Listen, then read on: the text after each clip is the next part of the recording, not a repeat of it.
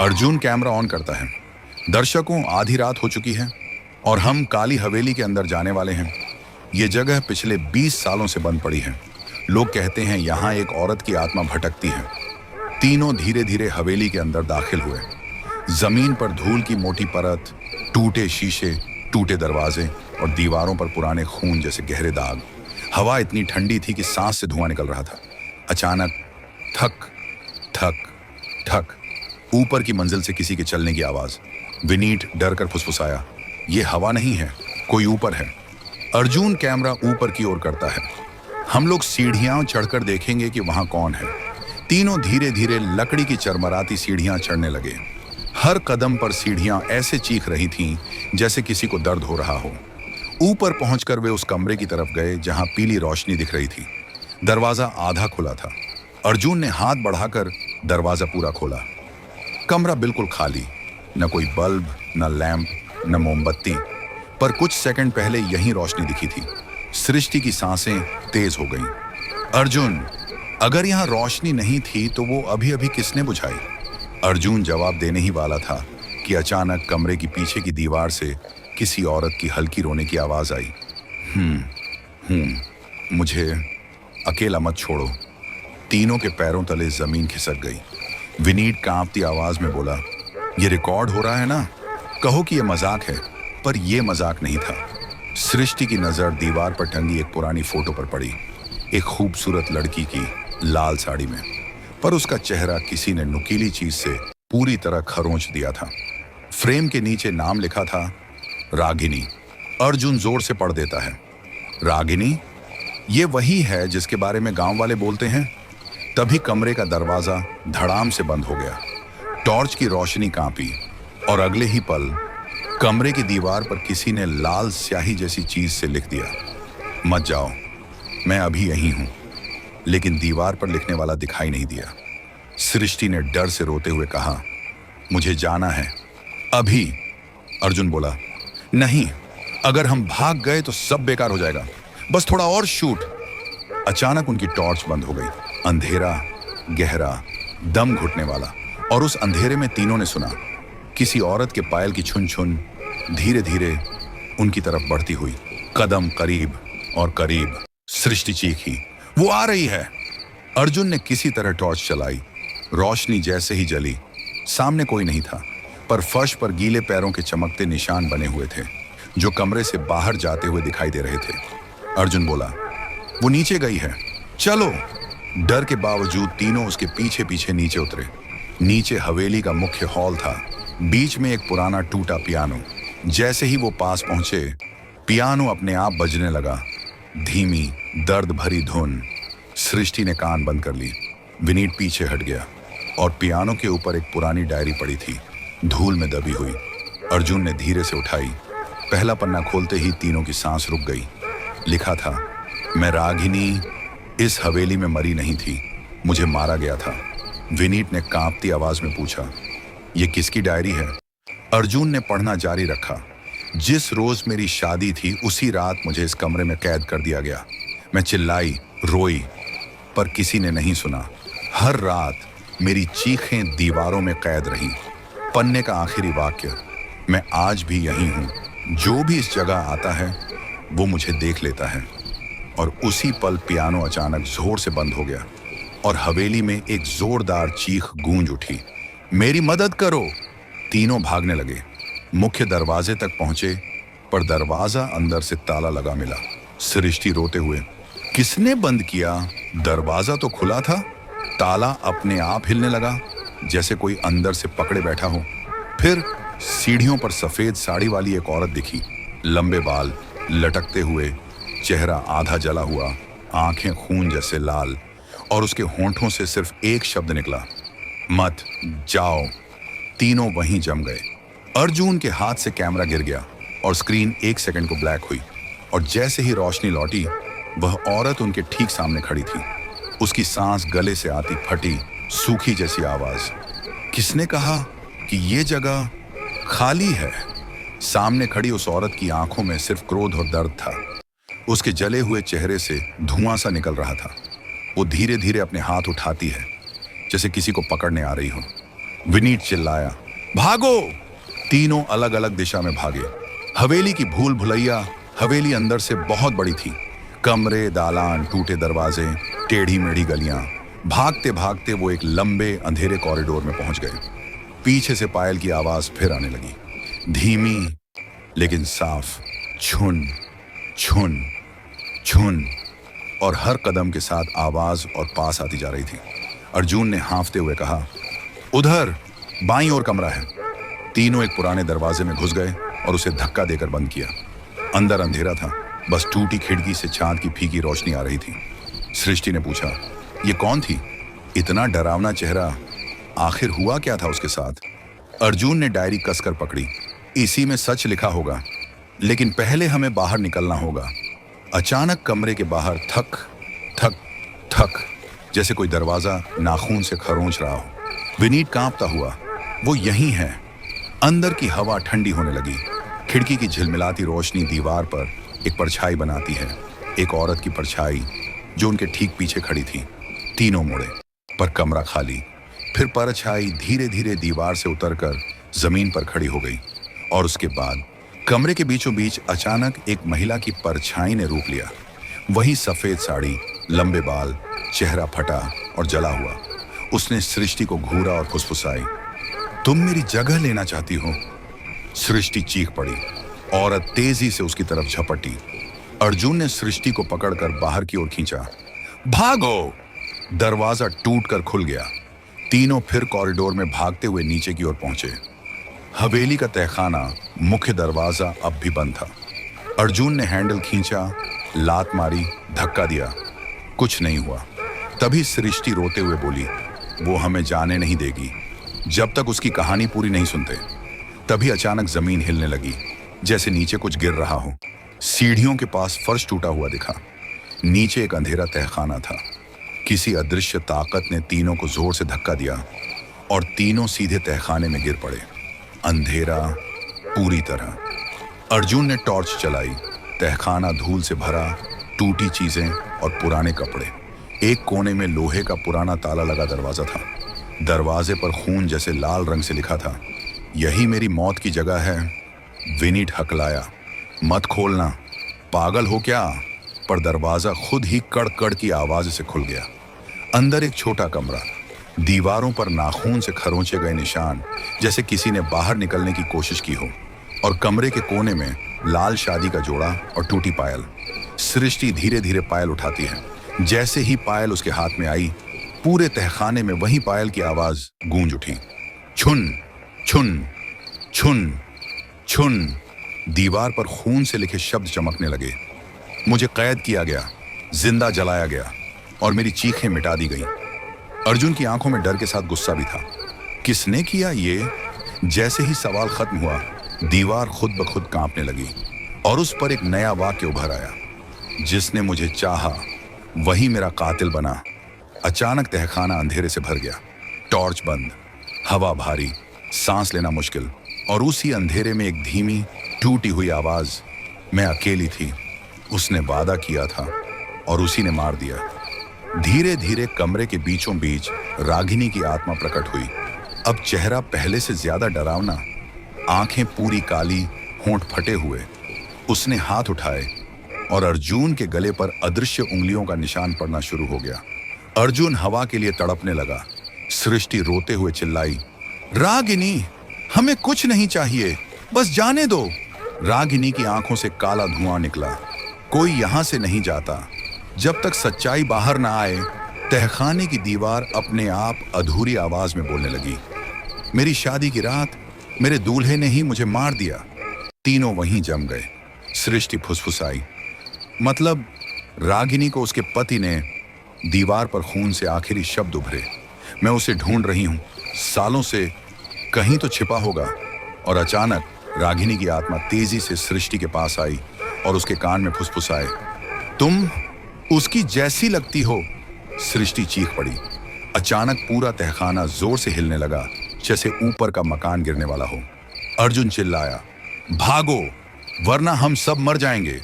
तीनों उस टूटे हुए रास्ते से ऊपर भागे, पर जैसे ही वे तहखाने से बाहर निकले, मुख्य हॉल में सफेद साड़ी वाली रागिनी उनके सामने खड़ी थी। इस बार उसके हाथ में एक लाल दुपट्टा था, जले हुए सिरों के साथ। उसने धीमे से मुस्कुराया। शादी का दुपट्टा, किसी एक दुल्हन को तो पहनना ही पड़ेगा। अर्जुन, विनीत और सृष्टि पीछे हटे, पर दरवाजे अपने आप बंद हो गए और रागिनी तेजी से उनकी तरफ बढ़ी।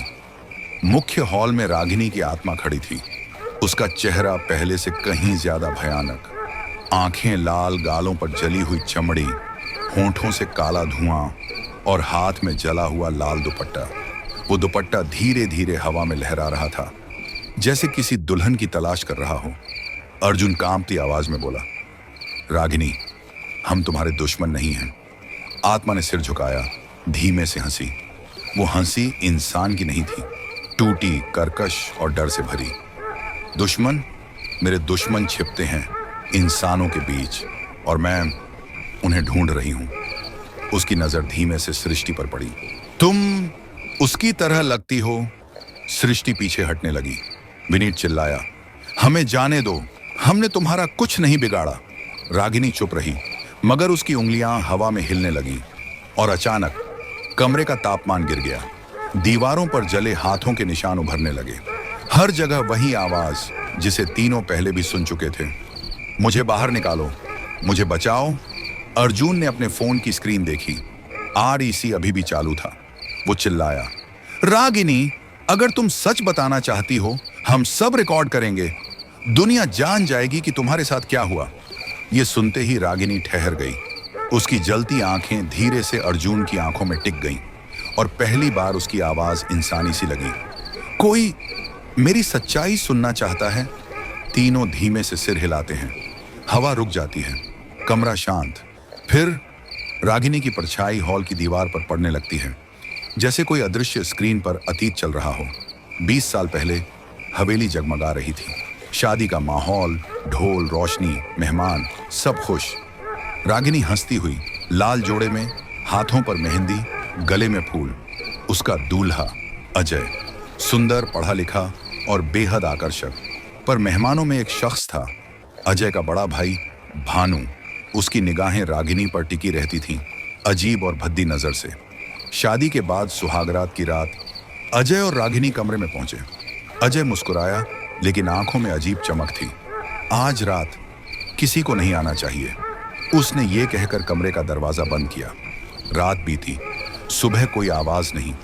दोपहर तक कमरे में सन्नाटा। गांव वालों ने सोचा दुल्हन सो रही होगी, पर हकीकत सबसे दूषित थी। भानु ने सच छुपाया था। वो रागिनी पर जबरन हक जमाना चाहता था। उस रात दोनों भाइयों ने शराब पी और फिर रागिनी को पकड़कर तहखाने में ले गए। वो चिल्लाती रही, मदद मांगती रही। अजय, तुमने वादा किया था, कृपया मत छुओ। पर दोनों हंसते रहे और जब उसने विरोध किया, भानु ने लाल दुपट्टे से उसका गला दबाया। अजय ने कहा, मर गई तो भी परवाह नहीं, ये हवेली अब हमारे पास रहेगी। उन्होंने रागिनी के हाथ पैर बांध दिए, तेल छींटा और उसे जिंदा आग के हवाले कर दिया। उसकी चीखें हवेली में गूंजती रहीं, पर सबने सोचा आतिशबाजी है। उस रात रागिनी झलकर मर गई, लेकिन उस दर्द ने उसे बांध दिया और वो बनी हार नहीं मानने वाली आत्मा। दीवारों पर दृश्य खत्म हुआ। हवा फिर ठंडी, कमरे में सन्नाटा। सृष्टि की आंखों से आंसू बह रहे थे। सृष्टि बोली, तुम्हारे साथ बहुत गलत हुआ, पर हम बेगुनाह हैं। रागिनी की आंखों में काला धुआं फिर भरा। बेगुनाह? क्या इंसान कभी बेगुनाह होते हैं? अर्जुन कांपते हुए बोला, तुम्हारे कातिल कहाँ हैं? हम उन्हें ढूंढेंगे। रागिनी अचानक गुस्से से चीखी, वे यहीं हैं। तभी हवेली के बाहर कार की आवाज आई। दरवाजा खुला, 2 आदमी अंदर आए। एक बूढ़ा, एक ताकतवर, हाथ में बंदूक। बूढ़ा आदमी भानु था, दूसरा उसका बेटा। भानु ने हंसते हुए कहा, फिर कोई पागल आ गया इस हवेली में। विनीत चौंक गया। यही है जिसने रागिनी को मारा। भानु के चेहरे पर एक पल को डर, फिर गुस्सा। ये कहानी पुरानी है, जो इधर आएगा यहीं मरेगा। उसने बंदूक अर्जुन पर तान दी और उसी पल धीम लाइट झपकी, तापमान गिरा और हवेली में गूंजी रागिनी की कर्राती चीख। भानु का चेहरा सफेद पड़ गया। उसने डर कर चारों ओर देखा। रागिनी, नहीं, तू मर चुकी है। चारों तरफ से पायल की आवाज। दीवारें खून जैसी लाल रोशनी से चमकने लगी और सफेद साड़ी वाली आत्मा हॉल के बीचों बीच प्रकट हुई। पहले वो धीमे चल रही थी, फिर तेज, फिर भानु की ओर उड़ती हुई बढ़ी। भानु चिल्ला उठा, बेटा भागो। बेटा भागा, पर दरवाजे अपने आप बंद। रागिनी ने दुपट्टा उठाया और धीरे से कहा, सुहाग रात का दुपट्टा याद है? दुपट्टा अपने आप हवा में घूमकर भानु की गर्दन पर लिपट गया। भानु जमीन पर गिर पड़ा, दम घुटता हुआ। अर्जुन, सृष्टि और विनीत डर के मारे हिल भी नहीं पाए। भानु की आखिरी चीख, माँ कर दो। पर रागिनी ने फुसफुसाया, तुमने मुझे नहीं छोड़ा, मैं क्यों छोड़ूं? कड़क, हड्डियों टूटने की आवाज। भानु का शरीर शांत, कमरा खामोश। अब आत्मा धीरे धीरे भानु के बेटे की ओर मुड़ी। उसकी आंखों में वही गुस्सा, वही जलन। तीनों दोस्त पीछे हटे। सृष्टि चिल्लाई, नहीं, वो भले ही उसका बेटा है, लेकिन कातिल नहीं। रागिनी ठहर गई, धीरे धीरे मुड़ी। उसकी आंखों में सवाल, अगर वो निर्दोष है तो फिर मेरी आत्मा कैसे मुक्त होगी? कमरा सिहर गया। सृष्टि आगे बढ़ी, सच्चाई बाहर लाओ, भानु मर गया। अब दुनिया को पता होना चाहिए तुम कौन थी। तुम्हारी कहानी कोई छिपा नहीं सकेगा। रागिनी की आंखों से पहली बार काला धुआं नहीं, पानी टपका, जैसे वो 20 साल बाद रो पाई हो। तीनों ने कैमरा उठाया। अर्जुन ने कहा, जो कुछ भी हुआ हम सब रिकॉर्ड कर रहे हैं ताकि दुनिया सच जान सके। रागिनी धीरे धीरे हवा में घुलने लगी। उसकी आवाज नरम, अगर मेरी कहानी सुनी जाएगी तो मैं आजाद हो जाऊंगी। कमरा हिलने लगा। हवेली की दीवारों पर तेज रोशनी फैल गई और अचानक सब कुछ शांत। रागिनी की आत्मा गायब, बस दुपट्टा जमीन पर गिरा पड़ा था, पूरी तरह सफेद, बिना किसी दाग के। और उसी पल मुख्य दरवाजा अपने आप खुल गया। तीनों बाहर भागे। पहली बार हवेली शांत थी, जैसे कोई बोझ उतर चुका हो। सृष्टि ने मुड़कर देखा, खिड़कियां अंधेरे में थीं, कोई आवाज नहीं, कोई परछाई नहीं। विनीत ने कांपते हुए कहा, क्या ये खत्म हो गया? अर्जुन ने कैमरा उठाया, नहीं, ये अभी शुरू हुआ है। क्योंकि कैमरे की स्क्रीन पर आखिरी रिकॉर्डिंग में रागिनी की आत्मा के पीछे किसी तीसरे आदमी की परछाई दिखाई दे रही थी। कौन था वो? तीनों हवेली से बाहर तो आ गए, लेकिन अर्जुन के कैमरे में आखिरी रिकॉर्डिंग में एक डरावनी चीज दिखी थी। रागिनी के पीछे किसी तीसरे आदमी की परछाई। वो न भानु था, न उसका बेटा। और ये बात सबसे ज्यादा अजीब थी, क्योंकि 20 साल पहले उस घटना में सिर्फ 2 लोग शामिल बताए जाते थे। अगले ही दिन अर्जुन ने पूरी वीडियो एडिट की और YouTube पर अपलोड कर दी। वीडियो का नाम, काली हवेली की सच्चाई, रियल गॉस्ट फोटोज। कुछ ही घंटों में लाखों व्यूज, टीवी चैनलों पर खबरें। रिपोर्टर हवेली पर पहुंच गए। पुलिस ने हवेली को सील कर दिया। रागिनी की मौत की रिपोर्ट दोबारा खोल दी गई। भानु के शव की तफ्तीश हुई। लोगों में डर और गुस्सा दोनों। पर अब असली सवाल शुरू हुआ, तीसरा आदमी कौन था? भानु तो मारा गया, उसका बेटा पकड़ा गया और जेल भेजा गया, लेकिन रागिनी का दूल्हा अजय कहाँ था? लोगों ने बताया, शादी के 3 महीने बाद वो गायब हो गया। कुछ कहते हैं वो शहर भाग गया, कुछ कहते हैं वो भी मर गया, कुछ कहते हैं हवेली ने उसे भी ले लिया। पुलिस को भी उसका कोई पता नहीं मिला। लेकिन एक रात अर्जुन के दरवाजे पर ठक ठक हुई। वो डरते डरते बाहर आया। दरवाजे पर एक बुजुर्ग आदमी खड़ा था, दाढ़ी बड़ी हुई, आंखें डरी हुई, कपड़े फटे। उसने कहा, मैं अजय हूं। अर्जुन के होश उड़ गए। अजय कांपती आवाज में बोला, मुझे पता चल गया है कि तुमने वीडियो डाली है, अब वो मेरे पीछे आएगी। अर्जुन चिल्लाया, तुमने उसे मारा, तुमने उसे जलाया। अजय रो पड़ा, नहीं, मैंने नहीं, वो सब भानु ने किया। मैं रागिनी से प्यार करता था। अर्जुन ने गुस्से से कहा, तो तुमने चुप क्यों रहे? अजय फूट फूट कर बोला, क्योंकि भानु ने मुझे भी मारने की कोशिश की थी। मैं किसी तरह भागा और 20 साल से छुपता फिर रहा हूं। अर्जुन के मोबाइल पर वीडियो खुली, जिसमें वही तीसरी परछाई दिखी थी। अजय ने स्क्रीन पर उंगली रखी और कहा, देखो, ये मैं हूं। अर्जुन का दिल धड़क गया। तीसरा आदमी, यानी अजय, जो मर चुका समझा गया था, वो रागिनी की हत्या का गवाह था। अर्जुन ने पूछा, तो अब तुम उसकी आत्मा को आजाद कर सकते हो? अजय ने गहरी सांस ली। हाँ, लेकिन इसके लिए मुझे हवेली वापस जाना पड़ेगा। अर्जुन, विनीत, सृष्टि और अजय चारों फिर से हवेली में दाखिल हुए। इस बार हवेली पहले से ज्यादा शांत थी। न हवा, न आवाज, न परछाई। पर जैसे ही वे अंदर गए, दरवाजा अपने आप बंद हो गया। अजय धीरे से बोला, रागिनी, मैं आ गया हूं। हॉल की दीवारें कांपी, पायल की आवाज गूंजी और रागिनी की आत्मा सामने आई। लेकिन इस बार उसका चेहरा उतना डरावना नहीं था। उसने अजय को देखा और उसके चेहरे की राख टपकने लगी, जैसे 20 साल का दर्द पिघल रहा हो। अजय घुटनों पर गिर गया। मैं डर गया था, माफ कर दो। रागिनी की आंखों से आंसू निकले। पहली बार उसने धीमे से कहा, तुम अपराधी नहीं थे, लेकिन कायर थे। घटना की सच्चाई हवेली की दीवारों पर झलकने लगी। कैसे भानु ने सब कुछ किया, कैसे रागिनी चीखती रही, कैसे अजय भागा मगर वापस ना आया। अजय कांपते हुए बोला, यही मेरी सजा है। अगर तुम चाहो मुझे ले जाओ। कमरा अंधेरे से भर गया। रागिनी की आत्मा हवा में उठी, अजय के सामने रुकी और फिर उसने उसे गले लगा लिया। अजय की आंखें बंद, उसका शरीर हल्का, जैसे दर्द कट गया हो। एक पल बाद अजय शांत पड़ गया। वो गिरा नहीं, वो मरा नहीं, बस गायब हो गया। सृष्टि ने डरकर पूछा, क्या उसने अजय को मार दिया? पर रागिनी मुस्कुराई। पहली बार। वो अब खून से नहीं, रोशनी से बनी लग रही थी। नहीं, मैंने उसे आजाद किया। उसकी साड़ी धीरे धीरे सफेद चमकने लगी। दीवारों पर जले हुए निशान मिटने लगे। टूटी खिड़कियां ठीक होने लगी। हवेली 20 साल बाद शांत हो गई। रागिनी ने तीनों की तरफ देखा। तुमने मेरी आवाज दुनिया तक पहुंचाई। अब मैं यहां बंधी नहीं हूं। वो धीरे धीरे रोशनी में बदल गई और बिना चीख, बिना दर्द, गायब। हवेली में हल्की हवा चली। पहली बार कभी डरावनी हवा में सुकून था। मुख्य दरवाजा खुल गया। सृष्टि ने कहा, तो ये कहानी खत्म? अर्जुन मुस्कुराया, नहीं, अब से ये सिर्फ कहानी नहीं, सच है। उन्होंने कैमरा बंद किया।